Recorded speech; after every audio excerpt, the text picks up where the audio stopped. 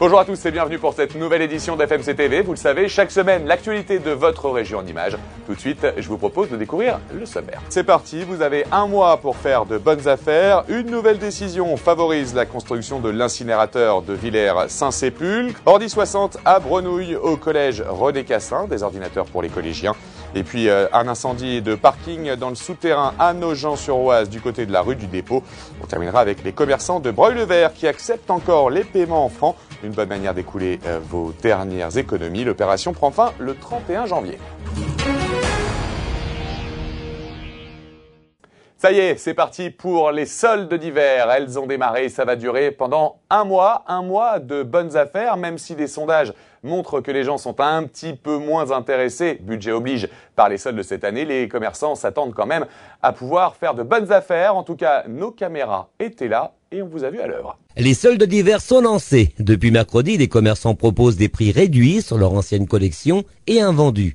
L'Oise ayant connu un mois de décembre particulièrement clément, et les clients pourront bénéficier de rabais très importants sur toutes les collections hiver. Pour les commerçants, les soldes restent lucratives avant d'amorcer les nouvelles collections. Cette année, on va attaquer assez fortement les soldes avec jusqu'à du moins 70% dès l'ouverture. Par rapport au stock qui nous reste sur décembre surtout, sur des marques que nous arrêtons, on va faire entrer pas mal de nouvelles marques sur la saison printemps-été 2012. Donc il y a des choses sur lesquelles on va se séparer assez rapidement. Depuis 2009, la 6e semaine des soldes est consacrée aux soldes flottantes, mais avec des saisons changeantes et des dates différentes selon les régions, les commerçants ont parfois du mal à comprendre le calendrier. Les gens entendent parler par le biais de la radio ou de la télé. Il y a des départements qui ont la possibilité de solder bien avant nous. Donc là, on parle de la Lorraine, de l'Alsace. Donc, ce qui me paraît pas logique. Je pense que ça paraîtrait tout à fait logique que tout le monde en bénéficie au même moment. Crise oblige, les clients, eux, n'ont pas manqué ce rendez-vous et les premiers jours sont plutôt satisfaisants. Je vais attendre un peu que ce soit qu'il y ait moins d'affluence. Moi, je suis allé un petit peu, là, j'ai acheté deux, trois bricoles, là, mais il y a trop de monde. Là. C'est la folie, hein. Je pensais qu'il y avait moins de monde, mais là c'est la folie, franchement. J'ai entendu à la radio que c'était la crise, mais là, les gens profitent justement des prix bas pour se ravitailler, quoi. Grandes enseignes et boutiques indépendantes continueront de proposer des prix cassés jusqu'au 14 février. Afin de réindustrialiser une ancienne usine à Villers-Saint-Sépulcre, la CIMOV a le projet d'une usine de traitement des déchets avec un incinérateur. Une nouvelle décision vient appuyer ce projet puisque le permis de construire devrait normalement être accordé. Mais c'est un projet qui fait tout de même grincer quelques dents. Regardez. La commune de Villers-Saint-Sépulcre accueillera-t-elle un incinérateur de déchets? Pour le moment, rien n'est officiel, mais le site de l'ancienne usine Sabic est au cœur de toutes les attentions. À proximité des grands axes routiers et desservi par une voie ferrée, le site présente un véritable potentiel pour le syndicat mixte de traitement des ordures. En effet, le CIMOV souhaite y construire un site multifilière.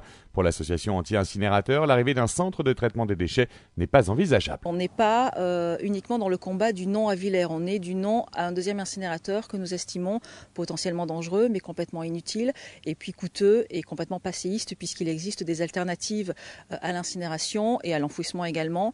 Il faut mettre en place la prévention, la réduction, la réutilisation, le recyclage, et ce sont vraiment là les alternatives qu'il faut développer, et il faut que les élus isariens en prennent complètement la mesure et prennent le sujet à bras-le-corps. À ce jour, 2 enquêtes ont été réalisées au sujet de l'incinérateur. L'une s'est montrée favorable au projet, l'autre non. Désormais, c'est au conseil municipal de se prononcer sur ce dossier avant le 4 janvier. Ce projet de 107 millions d'euros hors taxe devra recevoir l'aval du préfet de l'Oise pour entamer sa construction. Sortez vos cahiers, sortez vos stylos. Une phrase que les collégiens n'entendront bientôt peut-être plus. Et oui, le Conseil général a décidé de doter chaque collégien de 6e d'un ordinateur. Le projet s'appelle Ordi 60 et il commence à se déployer. C'était le cas notamment au collège René Cassin de Brenouille. Regardez.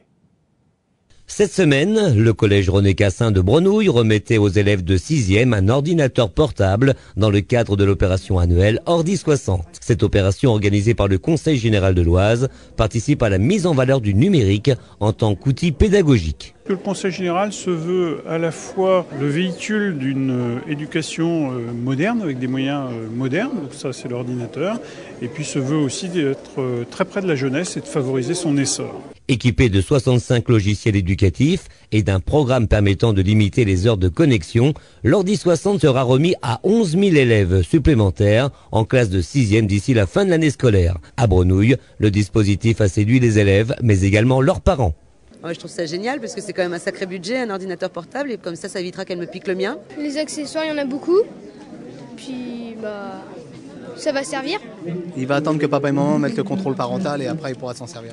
Je trouve que c'est vraiment très agréable. Déjà, sa grande sœur en a eu un il y a quelques années et puis c'est un vrai outil de travail. Afin de faire découvrir aux parents d'élèves les Ordi 60, le Conseil général propose également des formations pour adultes dans les collèges sur le contenu, l'usage de l'ordinateur et l'importance du contrôle parental. Dans la nuit de mardi à mercredi dernier, à l'heure où les habitants sont censés dormir et faire de beaux rêves, ceux de la rue du Dépôt à Nogent-sur-Oise ont eu une désagréable surprise. En effet, un incendie s'est déclenché dans le sous-sol du parking et une centaine de personnes a dû être évacuées. Ils ne sont rentrés chez eux que vers 2 h du matin, une nuit qu'on aurait préféré moins agitée. Dans la nuit de mardi à mercredi, les habitants de la cité du parc Madison à Nogent-sur-Oise ont été évacués dans la précipitation. Alors qu'ils dormaient tranquillement, un incendie s'est déclaré dans le parking souterrain situé au croisement de la rue Voltaire et de la rue du Dépôt. Un choc pour les habitants qui ont pu trouver refuge dans les locaux de la mairie. Il faut savoir quand même qu'il y a un mois et demi, sur le parking, il y a eu 14 effractions de fait sur nos voitures. Ça n'a jamais été signalé sur aucun journal. Et puis là, on aimerait bien quand même que ce soit su. Ils ont évacué tout le monde dans une détresse affreuse.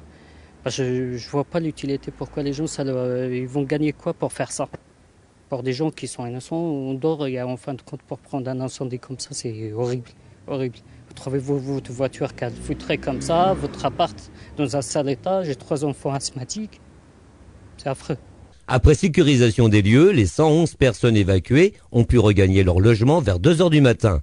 9 véhicules ont été détruits ou endommagés par les flammes, mais des dégâts matériels plus importants ont été signalés au niveau de la tuyauterie et des sous-sols. La chaleur atteinte dans une zone confinée comme un parking souterrain, par le fait que 6 voitures et 3 motos ont brûlé, on a atteint des niveaux de chaleur très très intenses, ce qui d'ailleurs a causé des dégâts considérables, notamment une conduite d'eau dans un des bâtiments qui a cédé. Plusieurs départs de feu ont été constatés par les sapeurs-pompiers dans le parking. Pour le moment, la police privilégie la piste d'un incendie criminel. Il vous reste encore quelques francs, peut-être cachés sous vos matelas ou au fond des placards ou encore peut-être dans une tirelire. L'occasion peut-être de les dépenser ce mois-ci car à la mi-février, ils seront inutilisables. Pour ce faire, des commerçants de Broglie-le-Vert vous proposent de payer encore vos achats en francs. On fait le point. Tout de suite, attention, l'opération se terminera le 31 janvier.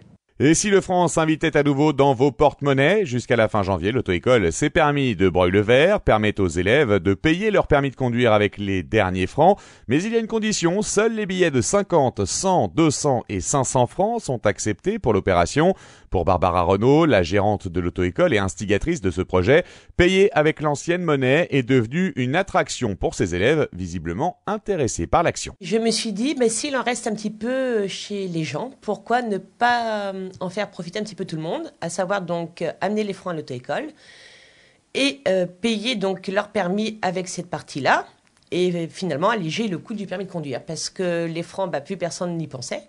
Donc s'il reste quelque part, qu'ils nous les amènent, on fait la conversion en euros, je m'occupe des modalités, je vais à la Banque de France, c'est moi qui me charge de tout. À Broglie-le-Vert, Barbara Renaud n'est pas la seule à permettre à ses clients de payer en francs. D'autres amis commerçants ont bien voulu se prêter à l'opération. C'est le cas d'Adnan Kouaki, le propriétaire de la boucherie halal Yousra. Grâce à son savoir-faire en matière de conversion, il a pu récolter près de 500 francs. Les gens, donc en général, ils payent, ils me donnent 100 francs. Donc 100 francs, je sais que ça représente 15,24. Donc à chaque fois, ce qu'a la personne, je fais moins à 15,24 et puis je rends la différence. L'opération se terminera le 31 janvier 2012. En attendant, il ne reste plus qu'à faire les fonds de tiroir pour recueillir vos derniers francs. Voilà, c'est la fin de cette édition. Merci de l'avoir suivi. On se retrouve bien évidemment la semaine prochaine avec d'autres infos de votre région. D'ici là, au revoir et bonne semaine.